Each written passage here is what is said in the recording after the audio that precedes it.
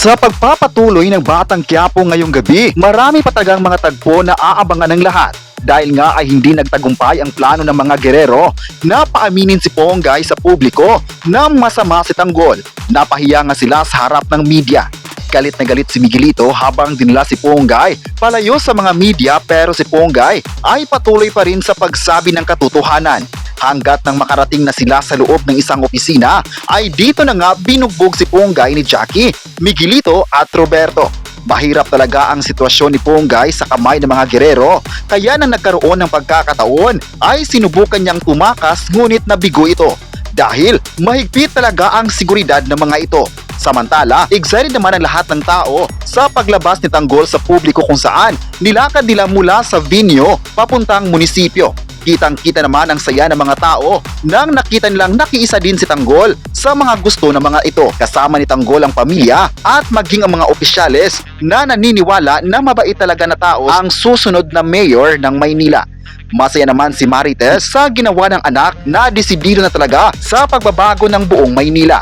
Sa kamay naman ng mga gerero, nabawasan ang takot nila nang may isang kasama nila na naayos na raw nila ang gusot na ginawa ni Ponggay sa media, kung saan kinuha nila ang mga clips na magpapasira sa kanila sa mga tao. Talagang kontrolado lahat ang galaw sa loob ng munisipyo, kaya hindi makakayanang makatakas mula sa makapangyarihang grupo.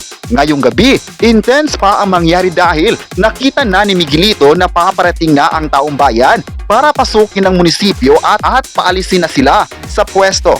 Nanlaki nga ang mata ni Miguelito at bumaba ito para labanan ng mga tao.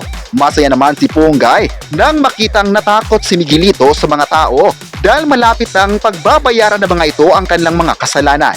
Sa baba naman ay nagkagulo na sila kung ano ang gagawin sa pagpasok ng mga tao. Doon na nga pinagbabaril ni Miguelito ang mga tao sa labas, at gayon din naman si Tanggol na pinagbabaril din ang mga kalaban. Hanggat sa di makontrol ng tao ang seguridad sa munisipyo at nakapasok na nga sila, nagkatapatan sina Marites at Jackie, Ramon at Rigor na mortal na mga kalaban. Laban kung laban talaga ngayong gabi na magtatagpo na ang dalawang mortal na kalaban. Kaya nga sa kapaghagupit ng mga gerero ay mapapantayan kaya nila ang kapangyarihan na meron si Tanggol kasama ang buong Maynila na ipinaglaban talaga ang lakas para paalisin ang mga gerero sa kanilang trono. Kaya aabangan ngayong gabi kung sino talaga ang magpapaalam na karakter sa Batang Quiapo, hanggang sa umiyak na lang si Tanggol sa pagkabaril ng kanyang ama na si Ramon. Kaya grabe talaga ang mga susunod na tagpo ngayong gabi, at bukas ay aabangan naman kung ano pa ang mga susunod na tagpo.